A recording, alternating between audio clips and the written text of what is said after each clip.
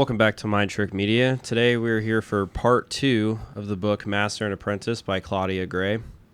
So It's been a couple weeks, guys. I'm gonna do a little recap. So basically, Obi-Wan and Qui-Gon are on the planet Pygel. They were sent there by the Jedi Council to solve the issues with the hyperspace lane and signing this treaty. And basically, we're trying to figure out who's trying to assassinate the princess with the intentions of hurting Rail.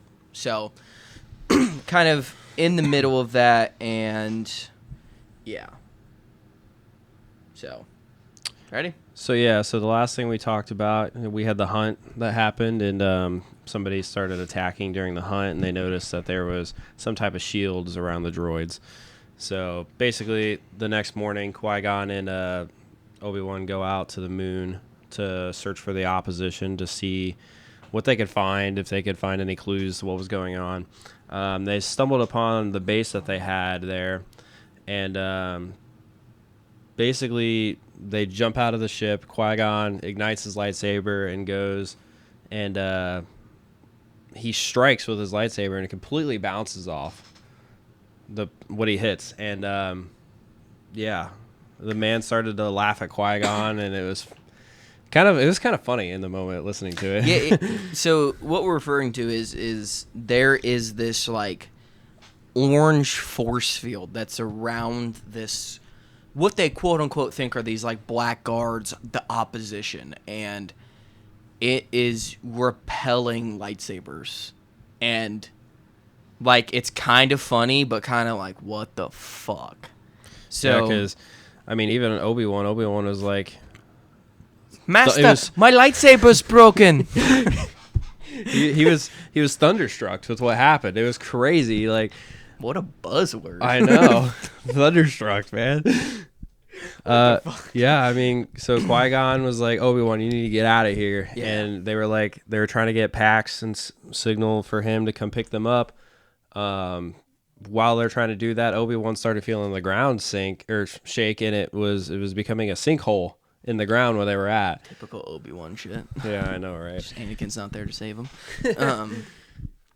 So basically Obi-Wan fell into this sinkhole and it's like grabbed onto a fucking branch, and that's the only thing holding him up. So like Qui-Gon being Qui-Gon, like bounced to his rescue and stuff, and like reaches and like dives on his stomach and is like crawling into the sinkhole a bit, trying to pull Obi-Wan out, which I thought it was a little bit weird because why couldn't he just force him out? Yeah, it was a little interesting. They're like, he just laid on the ground and like reached out for his hand. So, if you guys don't know this, I feel like the laws of the Force just change in every single thing that we do or we talk about. In different Star Wars content, the Force is very different. It depends. This isn't like live action, right? I mean, it kind of depends on who's in charge of the story.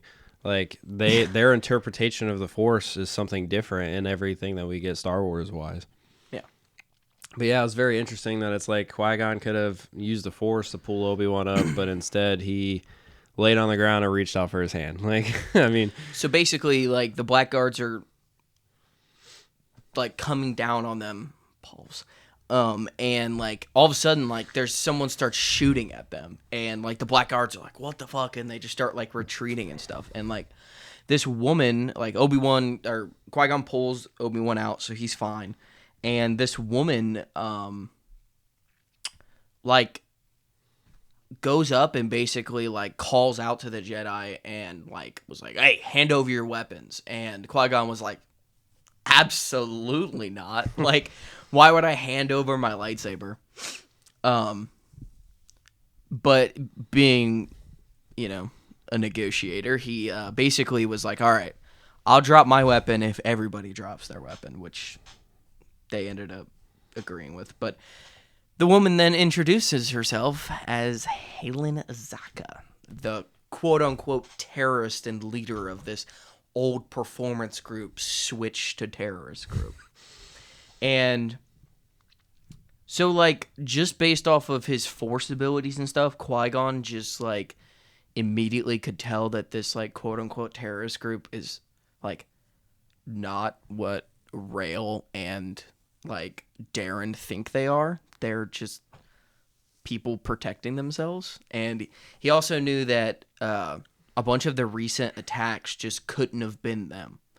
They just, like, whoever is doing the attacks based off of where Halen and her followers have been, it basically is just saying that anytime that Halen and them try to throw, a a prank is what they call them, where they're shooting fireworks and all this other stuff, or causing, like, a scene, that exactly at that moment, there's, like, terrorist, like, plan, idea, actions that are, like, going out. So someone is coordinating exactly when they're doing stuff. So what's even weirder in this book is, like, because, like, this is kind of when you figure out, like, okay, obviously Qui-Gon's probably not wrong, so the opposition isn't these people committing these terrorist acts.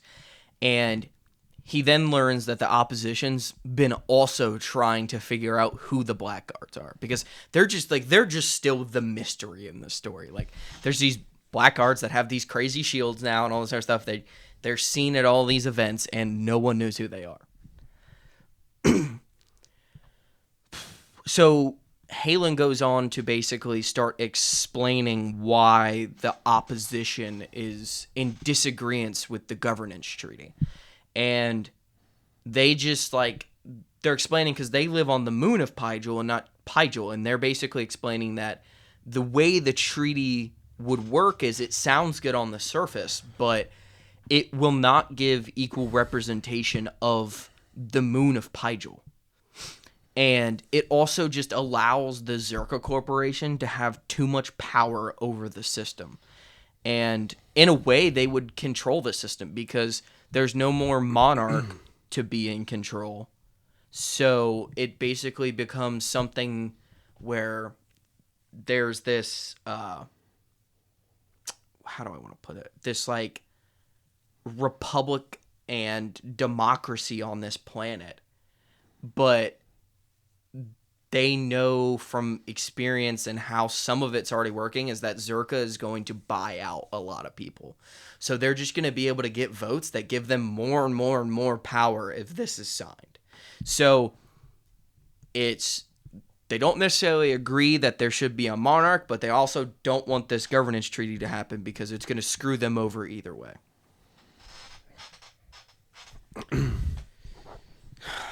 And then we jump. So we take a jump back to the past, where we have Qui-Gon sitting in Count Dooku's room studying the holocron with the prophecies. And Dooku walks in, and he's concerned, he's worried about Qui-Gon being tempted by all these prophecies and getting him closer to the darkness. And Dooku kind of yells at him. It was very interesting. For as much as he can yell. Yeah. Qui-Gon. Qui-Gon, you do not understand. Yeah. The temptations of the darkness they bring. Dooku had Should we do voices for the characters? Absolutely not. I can't do that. You can go ahead, but Qui-Gon promised to bring the holocron back. That was terrible. Master! Obi-Wan's not bad. I can do Jar Jar. That's about it. I think anybody can do Jar Jar. Go ahead. I did it in the last episode. Go ahead. Go watch episode 18 to be able to see it, guys. No, talk like him. Don't just, do catchphrases. No. Qui-Gon promised... Misa don't know. Misa bring holocron back to Dooku. Basically, Qui-Gon put the holocron back just to obey his master, and it was kind of a weird scene because he's very I don't want to upset Dooku. What can I do? I'll just go put it back immediately, and I'll never touch it again. And Dooku's basically like, you'll never touch it again, or you'll never touch it again as long as you're my Padawan. Yeah. And Dooku's like, I know he's gonna grab it again. Well, that night, Qui-Gon just laid awake, and he was thinking of the holocron and the different prophecies, and one of them was the potential reincarnation of the Sith Order, and one that darkness will be born from darkness, and a bunch of other stuff. he just felt like there's a lot of meaning behind all the prophecies and stuff, but he knew whatever he thought and stuff, he wanted to be a good apprentice to Dooku. So he wasn't going to worry about it anymore. And it was funny because the next morning he goes to like where Dooku sleeps and stuff, and Dooku had been awake all night looking at the prophecies on the holocron. So every time I think of this scene, I don't know why, but I think of someone just like doing like this and like playing with it. Like I feel like he's like hunchbacked, and it's almost like you like the memes where you walk like someone opens a door of like a dark room and there's just a guy like and his computer screen's on max brightness and he's just like. That's how I just feel he walked in on Dooku. When I think of it, I think of him like sitting in the corner, and he's facing. He's like crisscross facing the corner, and it's just floating. Yeah, he's like crisscross. He's not meditating. He's like wide eyed. His bag's under his eyes. He's and got he's caffeine, just like, fucking blood vessels in his eyes. And then he's just like the holocron just in the air, like floating, and he's just like staring at it like it's controlling him. That's what I picture when I see it. But Dooku basically explained to him that if he was going to learn the prophecies, he wanted to be with him to guide him and teach him to where he doesn't touch darkness. So and we jump again. So we jump to a scene where Qui-Gon is going to meet with Rael because he wants to discuss the conversation he had with Hale and Azaka. And Rael didn't give a flying... He believed the opposition was behind the attacks and that he's just wrong. He doesn't see it correctly. And Qui-Gon explains the flaws of the treaty to him and how it allows Zerka to have too much control of Pygel and how, like, no matter what happens, they're still going to be allowed to use forced labor as punishment for crimes. And Rael doesn't care at all. He doesn't want to change the treaty because the only thing he sees is how it benefits Fanry. And Qui-Gon is basically just like, who drafted this treaty? Like, did you draft it? Did Pygel's, like, monarchs and people of this cabinet draft it? And basically, like, Rael is like, he's like a whimpering dog. And he's just like, well, the Zerka supervisor, Merritt Cole, helped. And it's like, no shit. Like, of course that's who helped them write it. The person who is getting all of this control out of it. And it's also, like, and this scene's good too because, like, as soon as he's done saying that, immediately Merritt Cole walks in and, like, is grabbing Rael so they go to this, like, big music festival that's part of the governance treaty. And it's just like Qui-Gon's kind of saying that, like, what is the timing that she exactly walked in after we were just talking about her? But basically, Qui-Gon meets up with Obi-Wan after to go over the treaty records. And something that was mentioned with Hale and Azaka was that there isn't equal representation for the population of the moon than what is on the planet. And Obi-Wan, digging through records, discovered that the moon actually covered 30% of the population, which was way more than what everyone thought, including Hale and Azaka, which confirmed that Zerka's control is getting worse and worse because they can't even tell who's on the moon and who's not on the moon based off how many people are there who are slaves and all that other stuff. And, like, they're just not even equally represented right now, and it's just going to get worse. So Qui-Gon contacted the council to explain his worries with the treaty. And at the hour he called, the only person who was awake was, of course, Master Yoda. And Qui-Gon and Yoda proceeded to get into, like, kind of a heated argument, especially from what we've seen of Yoda. And they basically get into an argument about how Yoda's like, well, the only thing that really matters is the hyperspace lanes. And Qui-Gon's like, well, no, this planet matters, this moon matters, all these other systems matter. And it's like, why would we just to get the hyperspace lanes up, would we just allow slavery to happen? Allow this planet to just go to shit because it'll help the inner worlds. And Yoda basically was like, I don't give a shit, but I guess I'll go talk to the Chancellor about it. So later that evening, Qui-Gon has another Force vision of the ceremony. He sees Fanry walking towards him. Orth starts running through the crowd. Rails screaming, "Fanry, no!" And Qui-Gon like swings his lightsaber at something, and he thought maybe this was the same vision, but it was like a little different. He kind of got a little bit more details. So he decided that he was going to head to the Celestial Palace. Say that right? Celestial Palace. Okay. Yeah. I think you had it right. It was just a twang. A twang. He wanted to see what it looked like for his own eyes, and as soon as he got in there, he could even recognize the palace completely to the floor tile. So he was at the banquet hall the next day, and he was talking to Pygel's leaderships, and he was like he would not bear witness to the ceremony, that the Republic would not have a representative for the ceremony. Yeah, this is at like breakfast. Yeah, he's just like, hey, good morning, guys. Yeah, we're not going to help you guys. We're not going to sign this treaty. We're not going to be there. And Rail like goes off. Just imagine someone I just imagine him like eating like a pancake and just slamming his hands down with like a fork and knife in his hand. What? That was actually not that bad of a Rail, not gonna lie.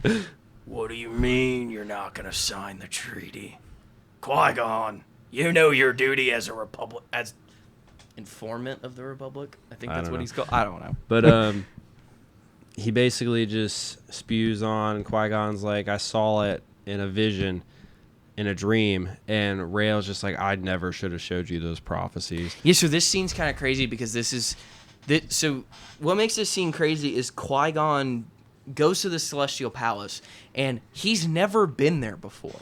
But he walks in, he sees the blue tiles on the ceiling and the white walls and the white floors, and he's like, I've never seen this place, but I saw this in this quote-unquote vision or dream. And at this point, he's kind of like, no, I'm having Force visions. Like, this is no longer a dream. I shouldn't be able to see something I've never seen. Yeah. So we kind of jump again to Pax and Rahara. They go out to scout the Zerka Corporation for Qui-Gon, and they basically were witnessing slaves being moved and loaded into Zerka ships and were being tagged and stuff. And it was interesting because Pax was like, I have a gift for you, and Rahara was like, a gift? Like, when did we start doing that? I don't remember what his response was, but it was something like, it was interesting. Anyways, but basically it was a pair of gloves, and it was the nicest gloves that she had ever seen. But it was also like to where she was like tagged at as a slave. It was to like hide that. So I think we explained this, but I'll re-explain it. So basically, the way that they tag the forced labor slaves is that they put this like tracker tag in their hand, and basically when she like fished it out of her hand with, it like just completely destroyed, like scarred her hand. That's the word I'm looking for. So it's like always it's like a painful reminder to her where she's been in her life. And basically he bought her these super beautiful gloves, and on top of them being beautiful gloves for her doing her gem work and going out, it also covers up her scar. So yeah, it was kind of like a double gift in one. Yeah. Are you ready? For the jump again? Jump. So we flash back to Qui-Gon and Dooku. You always give me the hard words. So no. Well, I was looking at, to be completely honest, I was looking at it and I was like, you know what? I don't want to say her name. And who? Rahara? No. Who? I'm talking about where it says Numidian Prime. Neimoidian Prime? Nope, Numidian. Whatever. It's not Neimoidia. Well, that's just another word for you to say, so go ahead. Part of Numidian Prime. He was part of the Numidian Prime strike team. They were on a mission. They were tasked with finding this notorious. This is kind of a very weird part of the book. Yeah. So randomly in the middle of this book, they start talking about a bounty hunter. It makes no sense until the end of the story. So hang in here. So they flash back to Numidian Prime Strike Team, and they were tasked with finding this notorious bounty hunter, Shenda Maul, which Maul, it's pronounced exactly like Darth Maul, not spelled the same. Maul to this one being Mol. And they had tracked her to Numidian Prime, where she had like a hideout. And Qui-Gon was on a speeder bike, and he had just come near her hideout and kind of like said over the comms like he's going to go the rest of the way on foot. Until he heard a woman's voice say, we doing this voice too? Don't move. Don't move. She stood on this rock formation behind him with a blaster pointed at him. And she tells him that she plays this game. This is one of the grossest things I've ever heard in Star Wars. So she plays this game where she wants to murder people of every age group up to 200 years old. So she's explaining that her oldest kill was a being over 150 years old. And her youngest being was 4 days old. She killed someone that was 150 plus years old and 4 days old. She said, I count that as 0. Yeah, she was like, I count that as the 0. And she told Qui-Gon that she had killed a 13-year-old and killed a 15-year-old. And Qui-Gon, at the time being 14, he was perfect for her little kill game that she was playing. And as soon as that happens, Dooku to the rescue.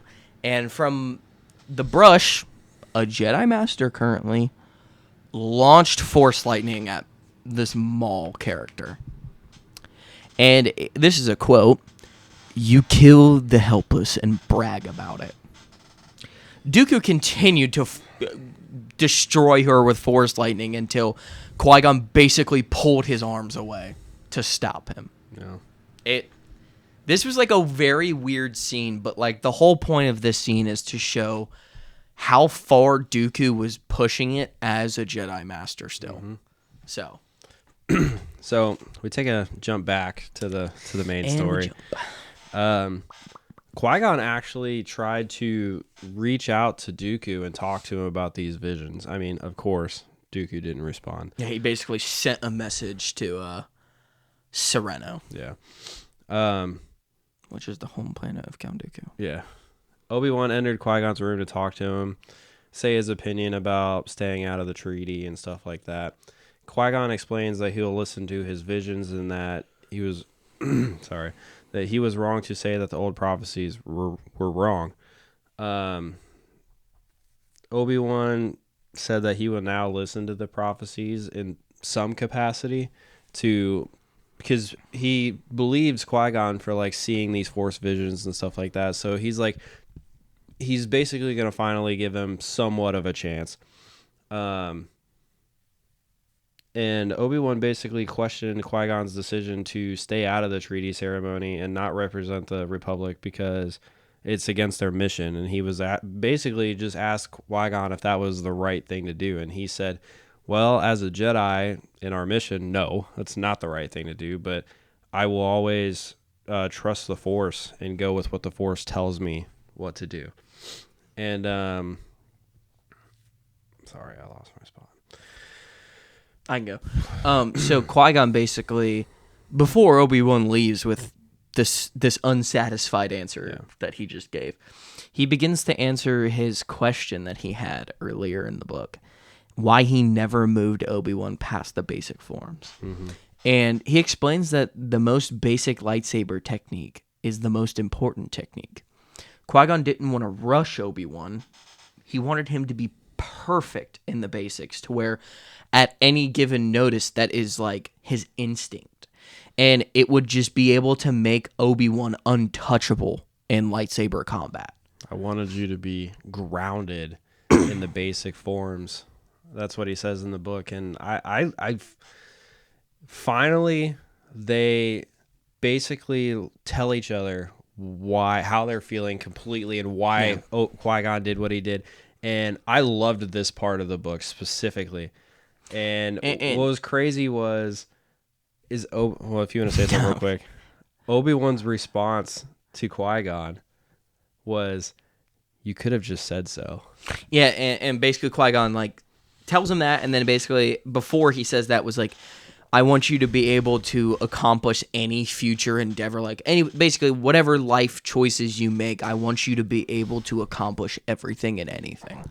And like you just said, Obi-Wan responds like kind of sad puppy dog, like, you could have said so. And then Obi-Wan just completely leaves. Yeah, Obi-Wan just darts. And he was like, he kind of had a mental breakdown almost. He was I like, think of like a camera angle where they start like shifting it sideways, and he's like falling over. I see him like they're like zooming in the camera, and he's just like, I see him like going out of the room, staggering onto a wall. Yeah, exactly. But he was like, he's just trying to help me this whole time. He cared so much about me that he went out of his way to make me the best that I possibly could be in a way that I just couldn't see it. And it was kind of heartbreaking listening to Obi-Wan like basically mature to a point that he understands. And it was really sad. Then Obi-Wan immediately goes, but I can't jeopardize the mission, and decides to contact the council behind Qui-Gon's back. During the meeting about Rael and Qui-Gon's dispute over the treaty and the mandate, Master Koth tells Yoda that the council should have listened to him when he said that Qui-Gon wasn't a good fit for the council. This conversation's being had. I mean, Obi-Wan's the one that just contacted them. And they're talking about how Yoda didn't want him to be. So, like, Obi-Wan, like, felt the rejection. Like, Obi-Wan, like, is, like, not obviously didn't tell them, but he, like, we hear his thoughts of him basically being, like, he felt, like, the rejection of Qui-Gon himself in their voices. Like, knowing that Yoda, like, basically was like, I don't want Qui-Gon. Like, Obi-Wan felt that in his soul. So, but then Yoda immediately called out the council and was asking if the council, if they did not believe that Qui-Gon had this vision. And basically saying that it doesn't overrule what should be done, and it should be taken more seriously. And Obi-Wan explained the significance of the vision and how, like, Qui-Gon's ability to see something that he'd never seen. Like, he saw this celestial palace, and, like, he's like, that's part of the reason Obi-Wan, even, like you said earlier, where he's like, I kind of believe in the prophecies to an extent, because, like, he just can't believe that situation. And so Yoda, basically make sure to explain the difference between Qui-Gon. He's explained to the council that, like, because basically they're like, doesn't looking into the future, like, become, like, the dark side? And and Yoda explains that Qui-Gon, there's a difference between Qui-Gon searching for his visions and the Force granting them to him. It's not like Qui-Gon is going out of his way to figure out what's going to happen. He's dreaming about these visions. The Force is telling him something. And so Obi-Wan began, like, questioning the council in his head due to them, like, bickering over the decision. And, like, he's just like, is the council not, like, as cool and as, like, complex as I thought it was? They're literally fighting over little stuff that doesn't matter. Like, they're just bickering. Yeah. And so, like, you start to see kind of, like, this, like, Clone Wars age council at this point. Not during the Acolyte. No, you get to see this, like, idea of the council starting to, like, kind of fall apart in a way. Like, obviously we know that it's gonna fall apart, but so, like, for us it's easy to look at, but, like, you can, like, see in Obi-Wan's, like, thoughts a little bit where he's just like, maybe the council isn't as good as I thought they were. Maybe I thought they did more important things than sit up here and chit chat and bicker. So You keep going. Okay. So then we have where Qui-Gon and Obi-Wan, this is, I think, the next day. Qui-Gon and Obi-Wan head back to the moon in the Merrick, whatever. Qui-Gon had thought that with his defiance, he wondered if his invitation would no longer exist to be part of the council. He's like, it's kind of weird how they jump from Obi-Wan's thoughts straight into Qui-Gon's, because like Obi-Wan's talking to the council behind his back, and then Qui-Gon's like, I wonder if the council, like, with me not being the representative of the Republic, would they just not let me on the council now? And basically it's like, I wonder if they don't let me, could I continue to be Obi-Wan's master?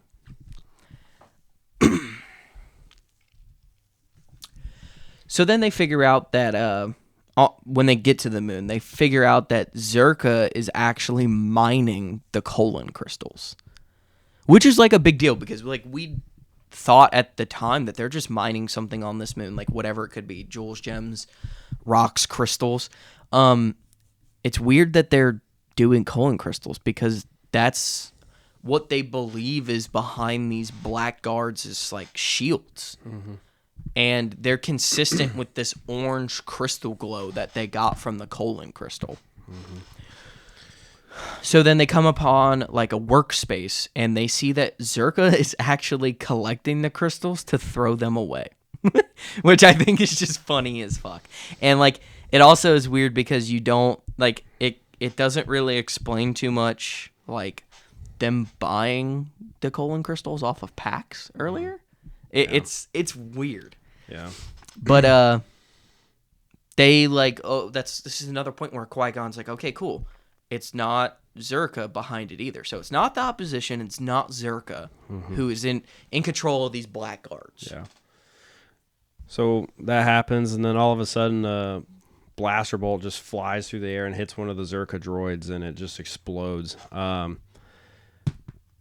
Basically Qui-Gon springs up into battle. He's in battle mode now, and Obi-Wan could visually see Qui-Gon just easily flowing through the Force.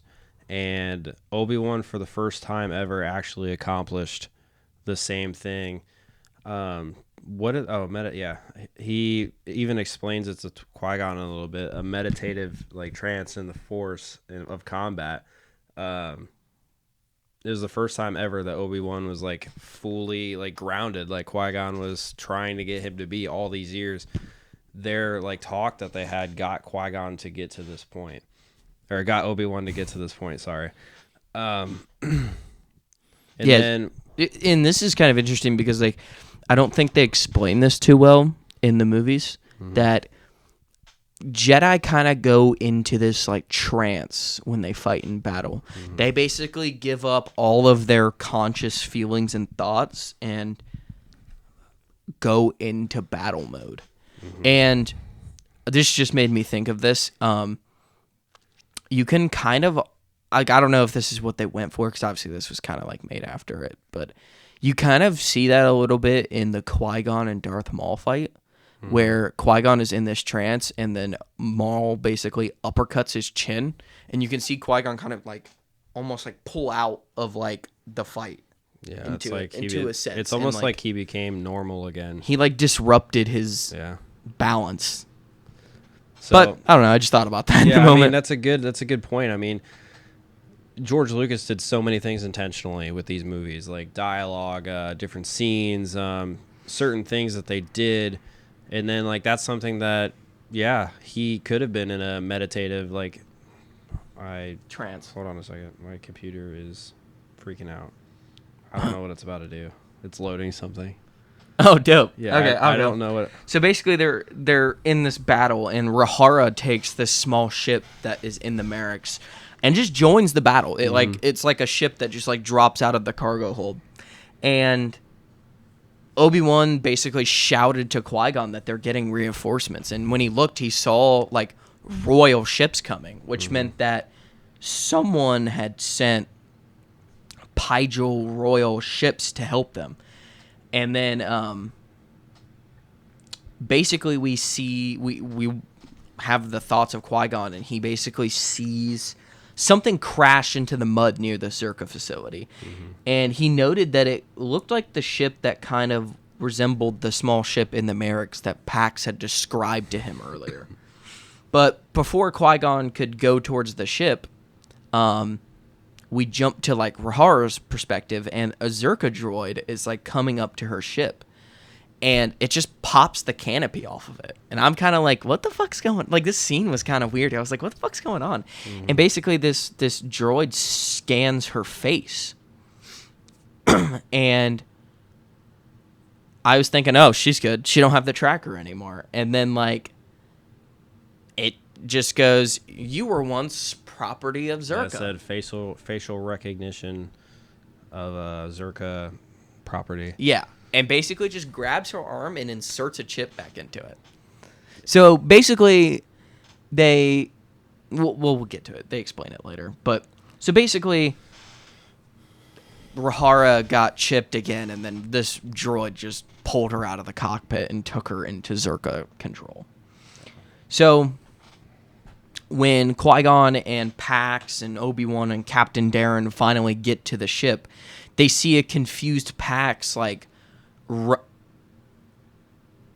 running out of a cloud. I was like, I wrote cloud. What the fuck did I write that for? He came out of like a cloud of smoke from the battle. He was like wandering around, and he basically exclaimed that he couldn't find Rahara, and he sees how the ship was kind of like opened and stuff, and he basically has a meltdown where he's just like, they couldn't have got her. She didn't have her chip. And it's like super sad. And Darren basically was like, I don't know who you are, Pax, but promise you won't repeat this to anybody that I'm like, he basically was like, don't tell anybody I'm about to tell you this. But Zerka began doing face scans of former and present slaves that they've owned.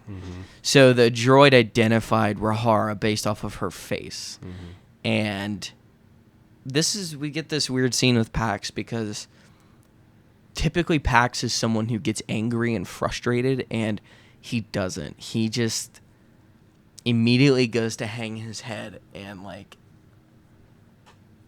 basically like starts crying. And as he was doing that, he found one of Rahara's blue gloves that he gave her. And I like never felt more shitty while listening to, like, I felt like legitimately sad with blanking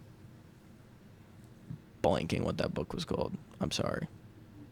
But with Ventress and Dark Disciple. Yeah, Dark Disciple. I legit felt sad during that book. That was a rough one. And like I didn't feel as bad in this book, but I was definitely like, that sucks. Because like he's such a dick. Like, yeah, he has feeling.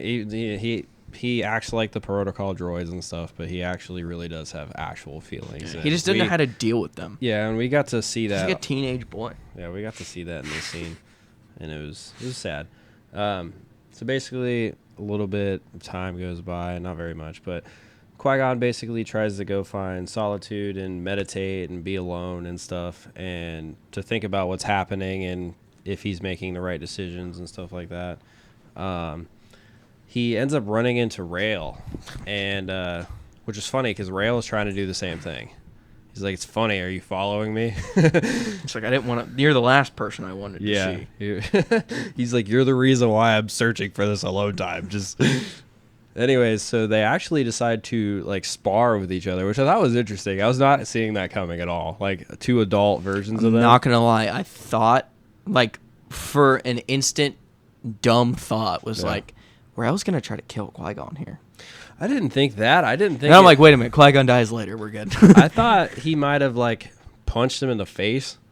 Yeah, like knocked a tooth out. Yeah, that's what I thought was gonna happen. But no, they were like, they decided to spar. And by the way, I was listening to this with headphones on, loud as hell, and the lightsaber ignition in my ear hurt my ear. I was like, "Jeez, this is really loud." Anyways, so basically, they were sparring and they were talking about their past, their master Dooku, their failures, their flaws. They were fighting over the meaning of the Force, and basically Rael actually admits to Qui-Gon that he believes that one day a chosen one shall bring balance to the Force, and he's like, that does well. Then they end It up. wasn't that Rail was saying it as like he's basically in a weird way questioning Qui-Gon, like. So if Well, you no, do Qui-Gon, believe in the prophecy, Qui-Gon questioned Rael, and Rael ended up being like, maybe someday I believe that a chosen one will come about. yeah, but he said if that is the case, like, Yeah. then what is the point of the light and dark? Yeah. Because basically the prophecy of the chosen one is to bring balance to both. And he explains that he's like, that means the extermination of both sides. And it was crazy because it was like Rael was basically questioning Qui-Gon, why do you choose the light? And Qui-Gon's response, like, I loved this response from Qui-Gon. Yeah, it was the most such a it was the most Qui-Gon-ass response. It was the most Qui-Gon thing ever. He literally said, I choose the light not because I want the light to win. I choose the light because it is the light. And I was just like, damn, like, he just shut Rael the fuck up. I think I actually might have wrote the exact quote where it's like, Qui-Gon ends the spar by stating that it does in the end matter, because the choice between the light and the dark comes down to which you will follow. Qui-Gon states that within instinct, you always follow the light. And this gave me like very like, you've never seen it, but like this gave me Gandalf vibes from Lord of the Rings, where he's just like, it just sounds like the most like wise movie thing, cinema thing I've ever heard, where he's just like, within instinct you always follow the light. And like that's such like I feel like that was such like a line before battle. Like, and they're just having a regular conversation. It shows you how like prolific Qui-Gon is. But basically after that, Qui-Gon goes to meet with the Zerka supervisor Merrick Cole, and she tried to bribe him to sign this treaty. And basically he redirected the conversation to talk about the enslaved. And he basically is explaining that he knew that Rahara had just been taken back in, and he basically offers to purchase Rahara. And basically Cole asked if he would instead free her by cooperating with signing the treaty. And he basically was like, I can't do that. That goes against my values. And she basically was like, we're not going to do this deal then. Like, the only way that, like, Rahara can be freed is if you help sign this treaty. And well, she actually goes on to say, like, I don't even know if I'd have made the deal anyways. Yeah, because she basically was like, I need Rahara to be an example of what freeing, like, example for people who flee enslavement. Yeah. Like, she's going to be punished. And basically, on his way back from talking to her, Qui-Gon began to see that Pygel was starting to light up.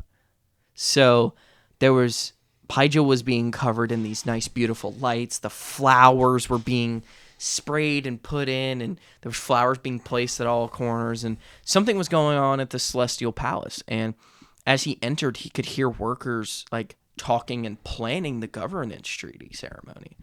And he went to his room where him and Obi-Wan shared, and he asked if it were true and how like the ceremony's coming to be, because he, as the representative of the Republic, is not representing the Republic.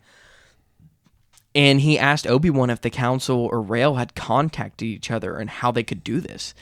And this is where Obi-Wan tells Qui-Gon that he's the one that contacted the Council. And Qui-Gon couldn't fucking believe it. He was like, the immediate betrayal he felt in his body. And then he like lectured Obi-Wan about how he could allow this to happen. And Obi-Wan basically starts rattling off everything that the Council came up with the Republic requires alterations within the next year. The signing just guarantees the hyperspace corridor, and like they have to redo this and redo that. There's stipulations that the Republic put on the treaty.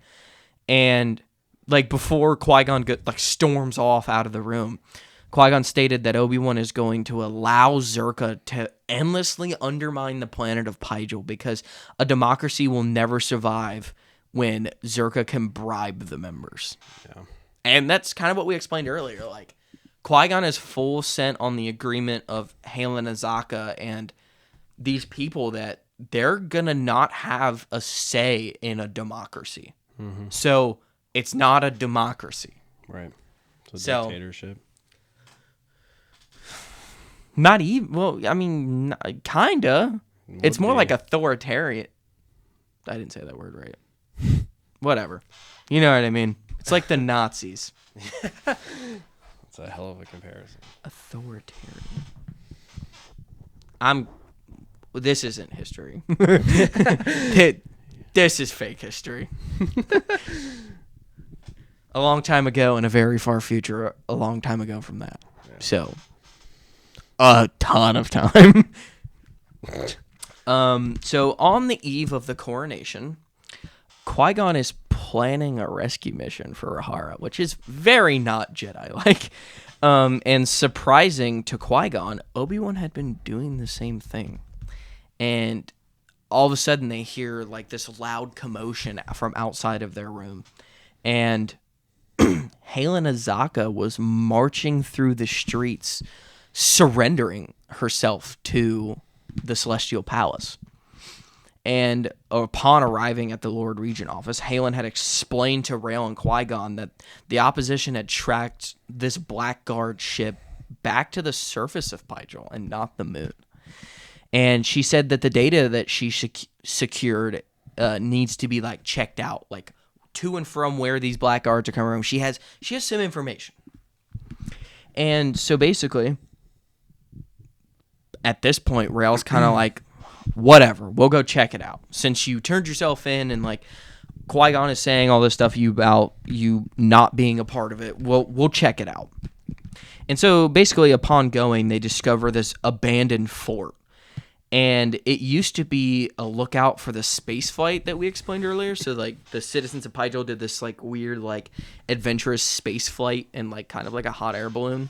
And they basically go up to experience zero gravity and then just fall back down. But basically there was an old fort that was built for that. And this fort at one time was destroyed and then rebuilt, and it was outfitted with ground craft, air weaponry, and top-of-the-line droids. So basically, Qui-Gon and Rael are like, okay, this is not a normal, like, ooh, this is a vacation base that people go up into these things. Like, this is a military base. And basically, Rael discovers that this is nothing the opposition has, like, ever had. There was stealth generators, like, that were glowing the orange, that were protecting a watchtower, similar to the big shields protecting the Black Guards. Like, there's all this stuff, and he was like, okay, the opposition doesn't have the money for this. They've never attacked using this stuff. It's clearly not them. And so they're at this, like, site, and it's so big that, like, it's impossible for them to, like, search it all. It's so big. So Qui-Gon basically says that their best bet is to check the comm channels to see if there are any, like, leftover outgoing or incoming communications. And, of course, all of the ships were wiped before their abandonment. Everything was wiped. Besides a little astromech they find. There's always an astromech, isn't there? Always. R2, R4, R5, this little guy. There's always some kind of droid somewhere, you know? There's always a droid that has something to do with something. Yeah. They found an astromech, though, and they were searching for communications, and they had only found one. And it was weird because it was a system-to-system communication, which immediately, like, before they continue with what they're talking about, I was immediately like, system-to-system, like, who are they talking to outside of Pygel and that system? Like, what the fuck would they even be talking about? And here's the callback of the century. The communication was with Teth. Teth is the planet that we talked about at the beginning of the book with the Hutt. So this could mean that the Black Guard was talking to the Hutts, which is fucking terrifying. So basically they contact whoever the contact was on Teth. And here we go. The Major Domo that we talked about earlier that basically decides everything for the Hutts because they're kind of fucking stupid. The Thurible character basically pops up on the hologram. And Thurible tells them that they had been in contact with someone who had claimed to be part of the government of Pygel. This is where shit's getting fucking interesting. Because we know it's not Halen Azaka in the opposition. We now know it's not Zerka. And now a character that we know is a piece of shit but has no reason to lie is saying that Pygel's government's involved. So this story is just getting blown up. So basically Qui-Gon thought if this were true, like someone who has to have like super insider access and knows the workings of the palace and like could be behind it without like a question.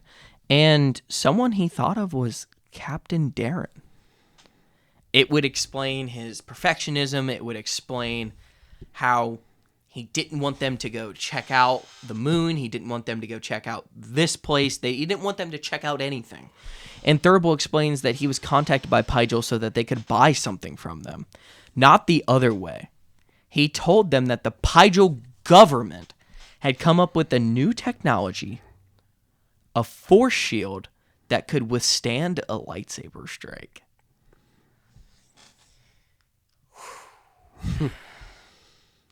So, I don't know if you guys are thinking this, but I'm going to explain it. And they explain it pretty well in the book, but I don't know if you understand the depth of that. But basically, Qui-Gon realizes that this could mean that thugs, smugglers, thieves, bounty hunters from across the galaxy could fight the Jedi with these force shields.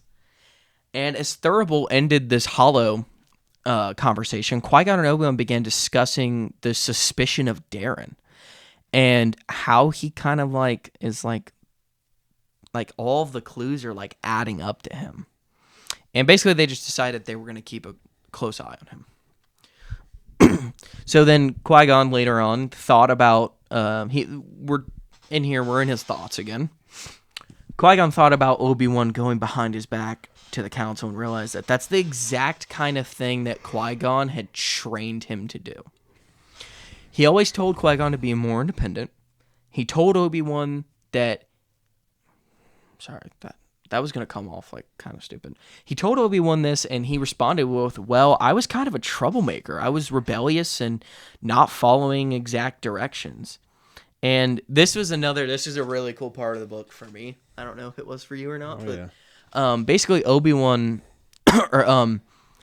it dawned upon Qui-Gon that Yoda had picked Obi-Wan specifically for Qui-Gon. And he understands that Yoda made a perfect pick for Obi-Wan. Obi-Wan always wanted to rebel against the Masters and be rebellious, be the troublemaker. So by putting him with a master who rebelled against the Jedi Code, they would end up making the perfect Jedi. Yeah.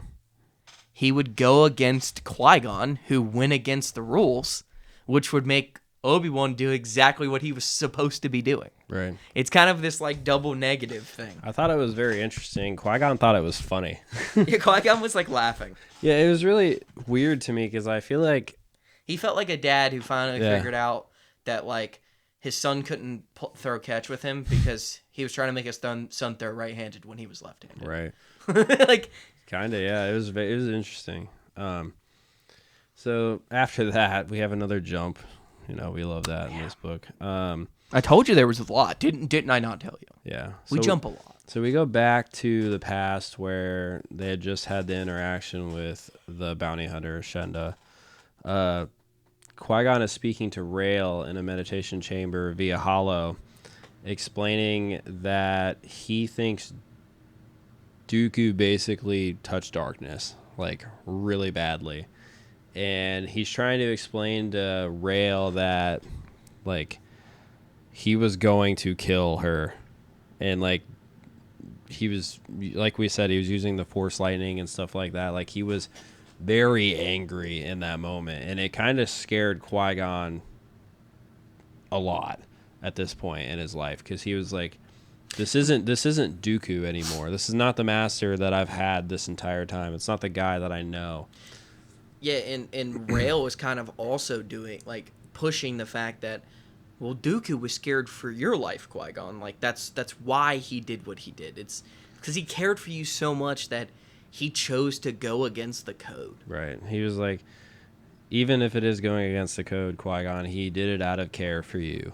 Yeah. And he just wanted to be like the protector of the master, his father figure kind of thing. So, but Qui-Gon went to Dooku's quarters for dinner, expected the holocron, him in the corner, like, being like, all over this holocron. But he was actually shocked because Dooku had answered the door and there was no holocron, no nothing. He wasn't like almost fantasizing at this point anymore. And Dooku basically was like, he felt like it was consuming too much of their time, and that they need to like step back from learning the prophecies and looking at them.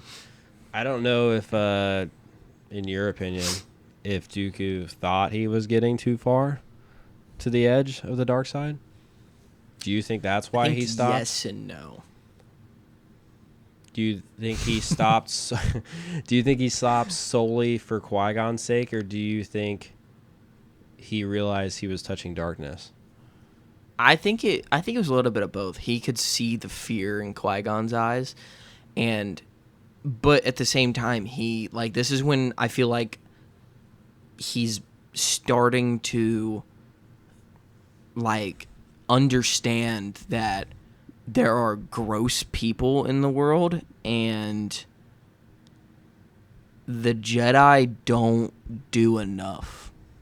And he's basically starting to realize that he can have more powers and he can save more people and he can do what he thinks is good more often. Yeah, so anyways, Dooku basically was just like, oh, the holocrons consume too much of our time and they're only supposed to be a metaphor anyways. So yeah. So that's kind of where you see where Qui-Gon, like later on, kind of was like, it doesn't matter, it's whatever. Yeah. But so the day comes of the coronation. We jumped, by the way, sorry. The day comes of the coronation, and the coronation wasn't that far away. Everyone in the palace began to dress, and they started to head to the Celestial Palace, Qui-Gon included. Obi-Wan and someone who is ritual to Pygel called a Skykeeper, which was mentioned earlier in his first little vision, entered and took their place at the front. As Princess Fanry entered, Qui-Gon noticed that she was being escorted by Captain Darren, and he was in the perfect position to strike. And if you guys remember, Captain Darren's like Qui-Gon's number one suspicion for who's behind this. Yeah. And possibly the person that's going to try to kill Princess Fanry. Yeah. And so ceremony begins, and the Skykeeper hands Fanry a ceremonial sword. That was considered a piece of ritualistic power, and asked if she was ready to defend Pygel, no matter the cost, which she accepted.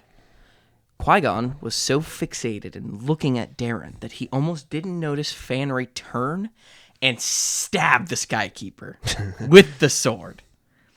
At the same time, Darren hit a button on his belt that created a force shield around them, and he pointed his blaster at Obi-Wan's head. Qui-Gon's vision was coming true. Fanry announced that she would not sign this treaty. You gotta do the voice. How am I supposed to do the voice of that? I will not sign this treaty because it took away my monarchistic powers. And it didn't allow her to have any control, which was given to her via birthright. She stated that her Lord Regent, which is Rael, if you guys don't remember that, and Zerka only cared about the money and what the treaty would do for them. Fanry activated her own personal shield, and she kept hidden under her she had kept hidden under her dress. Merritt Cole tried to sneak further into the crowd, but Darren fired at her. She went down. You said that funny. He fired at her and she went down. She went down. She's a goner. Sorry. No. You want to keep going? Yeah, so Orth began to plead with Fanry, stating that as a child she didn't know what she was doing. And Fanry snapped back at her, saying that her elders could not see the hold that Zerka had on Pygel, and they just didn't understand. And Fanry stated that since Orth had been loyal, that she would spare her life. Such a crazy claim, dude. And so Qui-Gon calmed his mind and leaped at the Force shield, slashing his lightsaber at it. It did nothing. Fanry looked at Qui-Gon and stated that she would spare him, due to his mistrust and disagreement with the treaty in Zerka. She looked to Obi-Wan and said, "But you support this evil treaty. You are going to go against me and make me sign this treaty. There will be no mercy for you." And then she looked at Darren, and Darren pointed his blaster right at Obi-Wan. Obi-Wan ignited his lightsaber, and to Qui-Gon's surprise, it did not ignite to the blue color that we're all familiar with. It ignited to this orange color, and Qui-Gon slashed at Darren, and his blade went right through the shield and cut along his abdomen. And Qui-Gon still didn't know what was going on. It was funny because we got a lot of back and forth with Qui-Gon's thoughts here. And Qui-Gon was so bamboozled by what just happened. He was like, what the hell did I miss? So then all of a sudden, rope started falling from the palace ceiling. It was troop ships getting the princess and her maid Katie out of the palace. Fanry, bitch move, said her farewell to Darren on board and just left him. On board the ship, Fanry called out to meet the captain of the ship. She was told shortly after that Merritt Cole had survived the attack. She was mad because she wanted her to die the most. This was such a crazy, I was so confused. She turns and she stabs the Skykeeper, and I'm just like, what? Back up. Reset. Listen to it again. I'm like, nope, back up. Hold on. And dude, So she basically, she was told that Merritt Cole survived the shot from Darren, and she was mad because she wanted her, of all people, to die the most. And she was then... that was a typo. She was then mad at Darren for not killing her with the shot. I'm like, dude, you just left that guy to die, and now you're mad at him? Katie proclaimed that Darren did not understand why Zerka leadership needed to die, but they did. I don't know if we've ever stated this. I think we did, but I don't remember. Katie is a slave. But she is treated better just because she works with Fanry. So while they were trying to find a ship, Qui-Gon was like, Obi-Wan, what the hell happened with your lightsaber? And he was like, Obi-Wan had no clue. So he took apart... Wait, hold on, sorry. That's a hell of a typo. Anyways. Where? That's not a typo. While going to find a ship, Qui-Gon asked Obi-Wan what happened to his lightsaber. Obi-Wan had no clue, so he took it apart to find a colon crystal in the spot where his kyber crystal would usually be. He then remembered that days earlier, he had showed Fanry, this is after the hunt, he had shown Fanry how to assemble his lightsaber. And when she asked about it, had shown Fanry how to assemble his lightsaber when she had asked about it. And then the night before, Darren wouldn't allow weapons in the coronation room. He concluded that someone had, at that time, sabotaged it. Rael had said that they must have thought that Obi-Wan wouldn't notice because the weight similarities of the crystals. But they didn't realize that the colon crystal could be used as a way less powerful blade, and that it would also go through other colon crystals. So it's not like a lightsaber where kyber crystals clash. Colon will go through itself. They decided that they must arrest Fanry, even if she had full monarchist power because she did not sign the treaty. Qui-Gon and Rael will go aboard her ship, while Obi-Wan boards the Zerka ship to rescue Rahara and with the help of Pax. So they're doing this double mission. Yeah. Qui-Gon and Rael made contact with Queen Fanry's ship to talk via holovid. They discussed if she would surrender to end this conflict. She said that she would not give up her monarch status. She claims that Zerka has stripped Pygel's rulers and their absolutism. Okay. She claims that Zerka has stripped Pygel's rulers of their absolutism for centuries, and she's taking it back. She prefers the war than to negotiate with them or the Republic. At the same time, Pax decided he would run into the Zerka ship while Obi-Wan sat at the Merricks at the ready. Pax, after searching a third of the ship, finally found Rahara. He explained that their escape plan. He explained their escape plan, to which she said no. She said that if she is getting out, she's getting all of the slaves out. Okay, but Obi-Wan had noticed that the Zerka ship was going on alert due to what he thinks is a distraction made by Pax and Rahara. Obi-Wan decided to take the small ship from the Merricks and use it to fire at incoming droids that would block the exit to the Merricks. The only issue was that the small ship, which was called the Fastener, we never said that, began flying on its own into the Zerka ship. You want me to go still? Yeah, keep going. So, Qui-Gon contacted Fanry's ship again, and when she answered, Qui-Gon and Rael pleaded with her that there's thousands of lives on this Zerka ship that don't deserve to die. And Fanry didn't give a fuck. And so I'm going to say this real quick. It just blows my mind with Fanry being as young as she is, that the fact that she's behind all of this is kind of fucking nuts. Yeah, like how crazy do you have to be? I mean, I know she has adults helping her and stuff like that, but like find if she's like the mastermind. And I'm like, you are the prince of a planet and you understand at the age of 14 and mature that you are going to lose all the power that is yours. And you basically are no longer going to be the ruler of this planet. And the people of your planet are going to get screwed over in the years to come. Are you just going to let it happen? I don't think the way she's going about it's the best. Well, yeah, she's killing people, so I mean... So Fanry didn't listen and continued with the plan, telling her weapons commander to aim and fire at the Zerka ship. She was stopped when she felt the cold muzzle of a blaster at her head. Katie stated that she realized that Fanry only wanted power. So much so that she couldn't even help her stop slavery, at least on her own planet.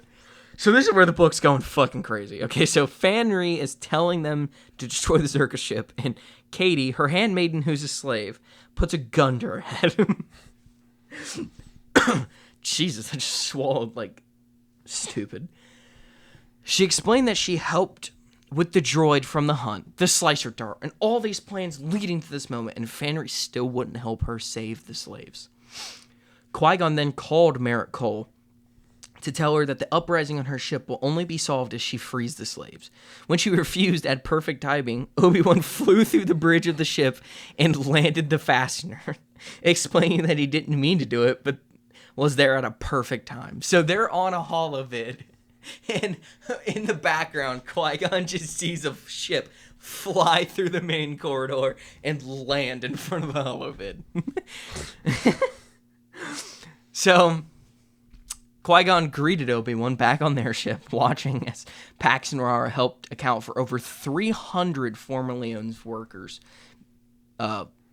being freed. So basically Fanry's caught, Zerka's caught, these people are being freed.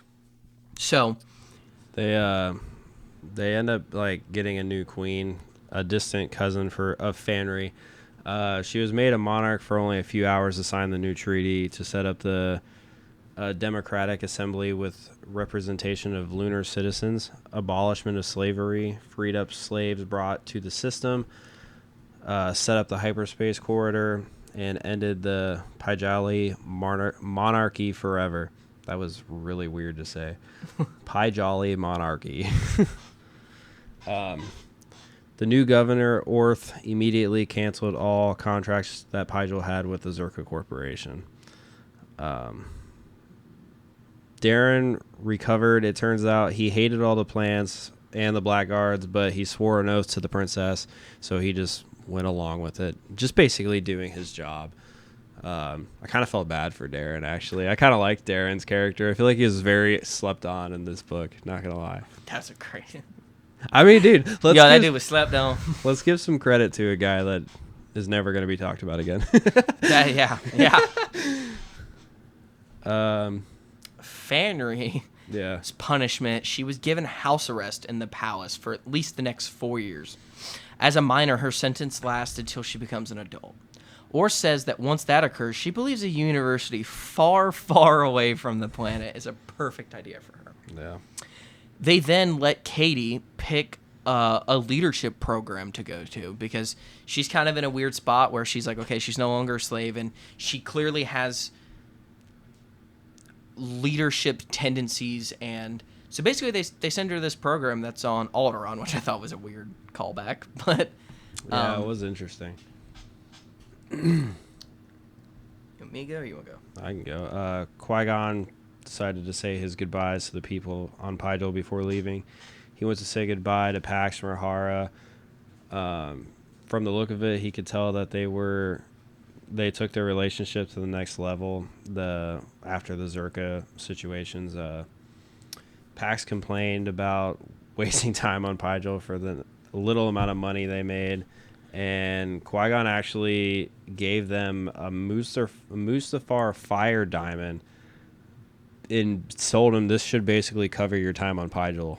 And this is one of the gems that they had talked about earlier in the book, and I forget exactly the gem that they want. There's like a specific opal gem, I think, that they're like would be like his dream to find. But a Mustafar fire diamond's like also on the list of things. Like they're just super expensive, and this goes back to Qui-Gon always like saving something from every mission that he's on. Yeah. And basically he had been saving this fire diamond just because it had been given to him for helping these people out on another planet.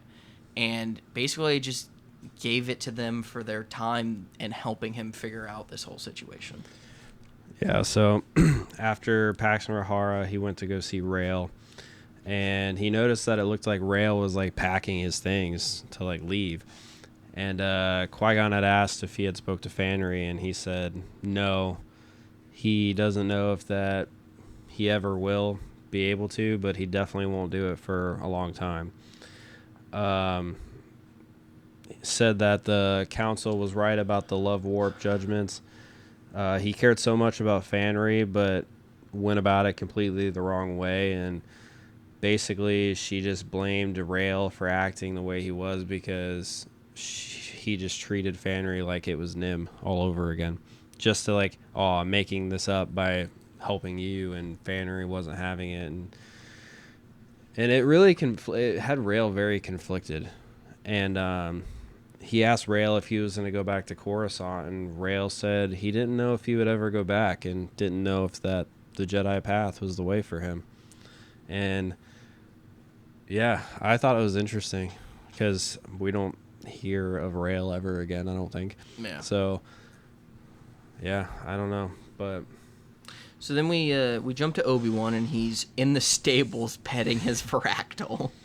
Fucking Obi-Wan. When Qui-Gon appears, Obi-Wan asked if Qui-Gon was eager to return and accept his council invitation, to which Qui-Gon said, if it's available. Obi-Wan said it was as of the meeting that he had the days prior with the secret meeting with the council. And Qui-Gon said he had much to think about. And Obi-Wan replied with, are you trying to choose my future master? To which Qui-Gon said, as a matter of fact, I am. And it just shows, like, even to this point, how much Qui-Gon cares about Obi-Wan. Mm-hmm. Even though he frustrates him. Yeah. Qui-Gon on Coruscant was talking with the council about the mission, and he explained that although he had a vision, he believes it was intended for him to misinterpret it. If it were him next to Fanry instead of Obi-Wan, his lightsaber workings being different than Obi-Wan's would have caused a different outcome with the Colon Crystal. Qui-Gon could have been killed, and the series of events after could have changed drastically. He had realized on the trip that the prophecies were real. He had seen one with his own eyes. The Kyber that isn't Kyber. He knew the days of the prophecy were upon them. Mace Windu continues the conversation by telling him that his invitation to the council still stands. Some thought his recent actions were rash, but others recognized that he perceived something extraordinary through the Force.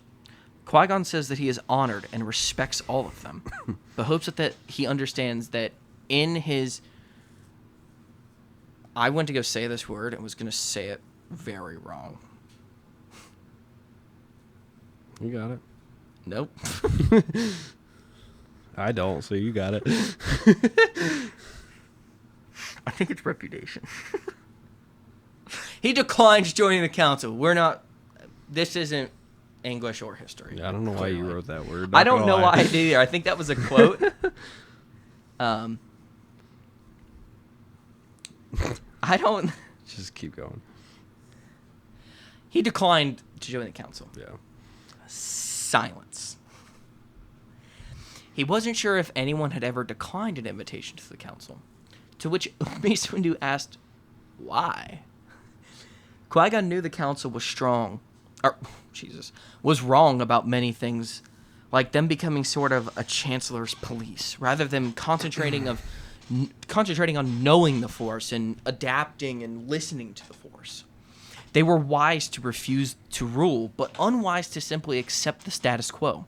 Short-sighted to lose touch with the living Force by spending so much time enforcing laws that could be left to civilian authorities. It's immoral to refuse to act against evil such as slavery. None of these were the reason he had chosen to decline, he states. That my relationship to the Force has changed. I wish to be silent for a while, to surrender to it, to accept whatever the Force brings. Joining the council would take me far away from this goal. This is the path he must follow. This made the prophecies not dangerous to him like others. Knowing the future meant surrendering to fate. Only through that surrender could the Force truly be known. Poetry. This is why I love Qui-Gon so much. It's just like reading that. Like most of that was quoted from the book. And just like reading that, like how can you not love Qui-Gon and how different he is from everybody else, especially in this time. Like we talk about Plokin, but we talk about Qui-Gon a lot, and like I feel like every single time, like I've talked to people at a guy at my job, I've talked to Elijah, I've talked to my friends, and like I feel like everyone's question a lot, like if they've seen anything, is like why we like Qui-Gon so much. Right. I feel like you might have asked me that a little bit too the other day, like why I think you like Qui-Gon. Yeah, so like much? kind of like you kind of asked us like why do we like Qui-Gon so much, and then we went on a spew of talking about why we like him this much, and it's like he's just such a complex character, and especially like leading up to the events of the first movie. Like the first movie, we obviously it's about Anakin, right? Like we're not getting tremendous amounts about Qui-Gon because it's about Anakin, but his character's the depth of his character is so good. And then even like the Clone Wars stuff that we get from Qui-Gon with him meeting the Wills and becoming basically the first Force ghost, and like it's just nuts. Like he was the chosen one of that. You know what I mean? He was like the chosen one of being a Force ghost first. Like that's crazy. And there's definitely reasons for why Qui-Gon is one of the coolest Jedi that there is. Facts. Yeah. So after the meeting, Qui-Gon set out to find Obi-Wan. He had gone to the gardens. Qui-Gon explained to Obi-Wan what he had decided. Obi-Wan said, I thought this was funny. I love Obi-Wan when he was younger. He's funny. He's like snippy with you, and it's funny. I only liked Obi-Wan when he was a kid. No. It's just funny. He's cool. He's sassy, dude. It's funny. Like, it really is. And Obi-Wan said, you couldn't even agree with the council with you being on the council. I don't know. I can't. Obi-Wan said that this is the path you just need to follow. Qui-Gon asked if he would follow it with him. Qui-Gon realized that he had difficulties, but he believes this mission had changed things for the better. He added that if Obi-Wan would like to change masters, then he would not be offended at all. He preferred if it were to continue this way. Obi-Wan stated that he wouldn't learn as much with a master who always agreed with him. And that was like, this is the point where Obi-Wan to me is like, all right, this is where Obi-Wan starts to become the Obi-Wan that we know in the prequels. Because Obi-Wan in anything before the prequels is not the same in like at all. And I think that right there is like the start of when we get to see Obi-Wan actually be the Obi-Wan that we really know. Yeah. So. Can I read the last part? Yeah, you got it. No, you read the real part. I'll read the last two sections. So we jump to Rail and like where Rail's at this point. Rail gets a communication. It came from Count Dooku. He asked Rail if he had thought more about his proposal. And me reading this book, even the second time I read this book, I kind of forgot this part. Kind of like shit myself hearing it. I was like, oh shit, yeah. He's like, you want to be my apprentice, basically? Dooku had offered to teach Rail things that he would never know in the Force, far more than you would ever be taught in the temple. Together they would be unconquerable. I think it's funny you put that in there. But it's a funny word to look at. Yeah, I know it. But anyways, Rail basically said no and turned off the holo. And yeah. Rail decided to go back to Coruscant. Dooku asked why he would choose the side that is doomed to fail. And I was like, me personally, when he said that, I was like, whoa, what does he know? Obviously. You know what he knows. Well, I know, but it's funny. You know what I mean? Like, how does he know that? But it's funny though, because like even with Star Wars content that we get surrounding everything, even though we know what's going to happen, it's like the Obi-Wan Kenobi series, for example. You are fearful for Obi-Wan's life at times in that show, and we're like, we know he's in the fourth movie, so he's not going to die. But at the same time, like they make it to where it's like, no, I'm worried about how it doesn't make sense that Leia fits in Obi-Wan's jacket. Shut up. Anyways, it's just like a 9-year-old can run away from grown men. There's certain things about Star Wars that even though we know what's going to happen with the outcomes and stuff, because obviously everything's made in different orders, like the fact that they still bring in certain things at certain specific timings that make it still like interesting. It makes you question it again. Like, and I really love that. Anyways, he said, why would you pick the side that is doomed to fail? I wrote this entire thing for the last line, and you just haven't said it yet. So restart from Dooku. I just said it. You interrupted me. Dooku asked, why would you choose the side that is doomed to fail? Rael said back that we do not choose the light because we want to win. We choose the light because it's the light. He went hard as fuck in that part. He did. The words of Qui-Gon. It's so crazy that the second apprentice says something to the apprentice, and the apprentice repeats it back to the master. Mm-hmm. Oh, here we go. Years later, Queen Amidala entered the shrine. She knelt next to Obi-Wan. She asked if Obi-Wan was ready. He said, "Am I ready to see my master get consumed by the flames? To know that I will never see him again? Give me one more moment." By the way, hold on. I know that's the end of the quote. I just got hella chills with you saying that, actually. Like, I literally... Let me read it again. No. He said, "Am I ready to see my master get consumed by the flames? To know that I will never see him again? Give me one more moment." It was the will of the Force, but Obi-Wan could not reconcile none of it. Obi-Wan chose not to dress him in a new tunic. He chose for everyone at the funeral to see the burn mark left by the Sith lightsaber that pierced him.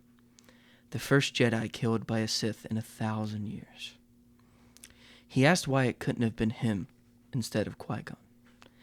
When Obi-Wan thought of his apprenticeship, he always thought about the years after Pygel. They had become partners and friends. He had hoped to go through the trials with him, the knighting ceremony, and for them to be friends for the rest of their lives. Instead, he would never have Qui-Gon's advice, support, or companionship. The only thing left from Qui-Gon was little Anakin Skywalker. He had promised Qui-Gon, so it had to be true. Obi-Wan looked at Qui-Gon, and for the last time, and said, "I choose to believe."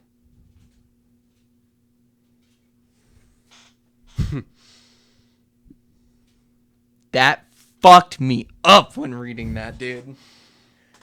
Oh my god, dude. I feel like they always hit us with a different angle of a Star Wars scene, and it hits harder every time. Yeah, it's like they don't explain that he's burned in the same robes. They don't explain that everyone knows what's happening. mm-hmm.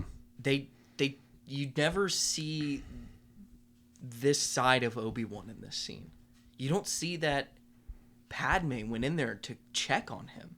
You don't see these things, and like he had made the promise that he would train Anakin and to believe that Anakin was the chosen one, and for Obi-Wan's last words to Qui-Gon's body is that he chose to believe in Qui-Gon and in the prophecy.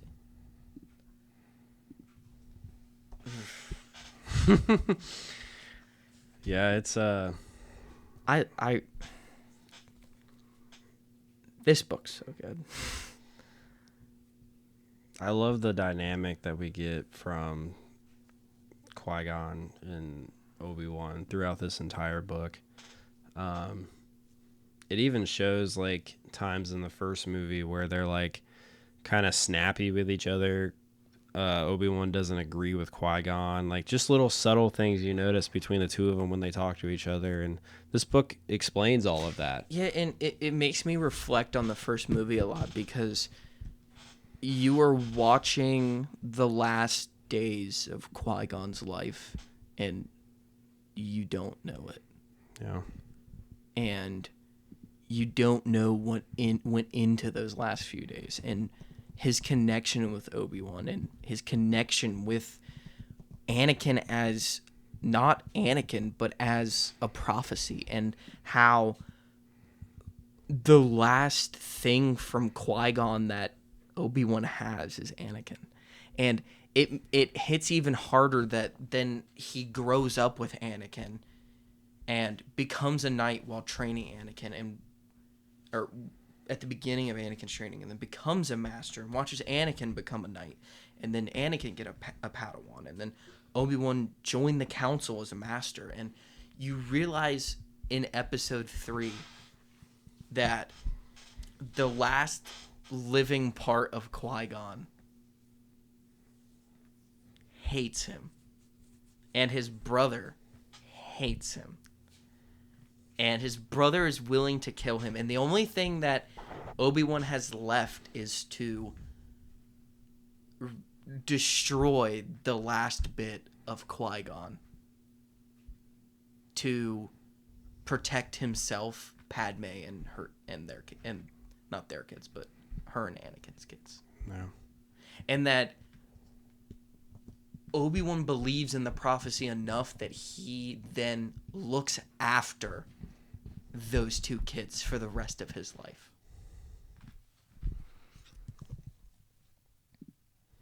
Yeah. It's stuff like this book where you get different perspectives. Obi-Wan's the chosen one.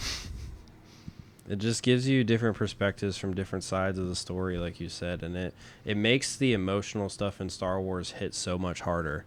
And I mean, we've talked about it before in other episodes. This is another reason why I love Star Wars.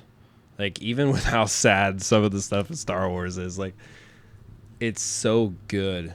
And you always have a different perspective that you can go read about, see about in a comic or something. And it just adds to this story. And it just is such a big, beautiful, heartbreaking, heart-wrenching, loving, crazy story. And that, I mean, dude, that's why we do this.